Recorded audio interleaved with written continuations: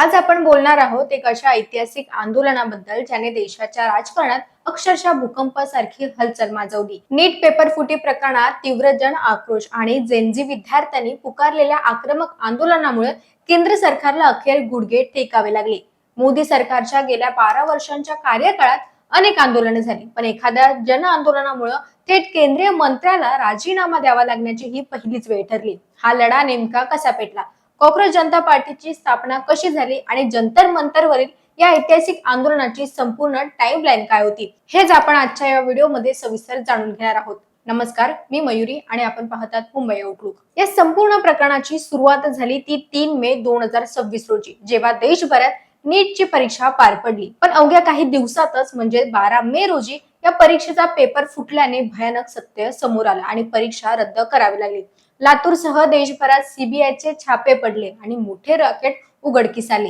या सगळ्या गोंधळातच देशाचे सरन्यायाधीश सूर्यकांत यांनी एक सुनावणी दरम्यान काही बेरोजगार तरुण आहेत जे झुरळासारखे असतात असं वादग्रस्त वक्तव्य केलं। या एका वाक्याने देशातील तरुण वर्गात संतापाची लाट उसळली। या संपूर्ण आंदोलनाचा खरा पाया रचला गेला। या अपमानास्पद वक्तव्यानंतर अमेरिकेत शिक्षण घेणारा मराठी तरुण अभिजित दिपके याने तात्काळ पावले उचलली आणि सोशल मीडियावर कॉक्रोच जनता पार्टी या नावाने एक प्रतिकात्मक अकाउंट सुरू केलं। अल्पावधीतच या मोहिमेला तरुणांचा अभूतपूर्व प्रतिसाद मिळाला, इतके की सीजेपीचे सोशल मीडियावरील फॉलोअर्स थेट काँग्रेस आणि भाजपपेक्षाही अधिक झाले।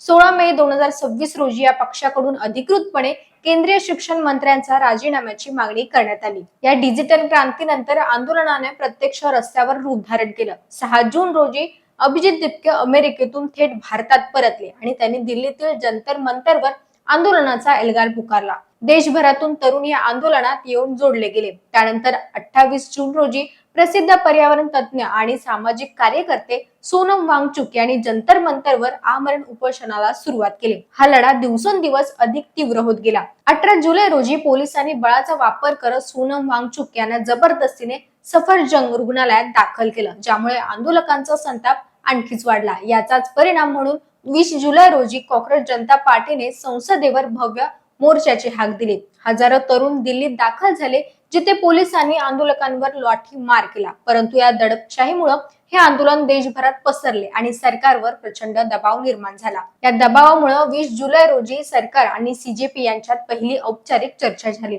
ज्यामध्ये विद्यार्थी शिक्षण मंत्र्यांच्या राजीनाम्यावर ठाम राहिले। पुढे प्रकृती अस्वस्थ्यामुळे 23 जुलै रोजी मेदांता रुग्णालयात सोनम वांगचुक यांना आपले उपोषण सोडावे लागले। 24 जुलै रोजी सीजेपी आणि सरकारमधील चर्चेत 2 प्रमुख मागण्या मान्य झाल्या। त्यामधील पहिली मागणी ही होती, या संकट काळात ज्यांनी आपल्या प्रियजनांना गमावले त्या कुटुंबियांसाठी 1 कोटी रुपयांची आर्थिक नुकसान भरपाई निश्चित करण्यात आली। आणि दुसरी मागणी ही होती की देशभरात आयोजक आणि निदर्शकांविरुद्ध दाखल करण्यात आलेले सर्व कायदेशीर खटले व प्रथम माहिती अहवाल म्हणजे FIR मागे घेण्याचे मान्य करण्यात आलं।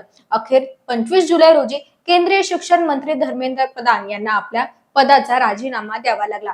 एका बाजूला तरुणांचा सडपातळ जिद्दी लढा आणि दुसरीकडे सरकारला झालेली नामुष्की। यामुळे लोकशाही तरुण वर्गाची ताकद किती मोठी असते याचं हे ज्वलंत उदाहरण ठरलं आहे।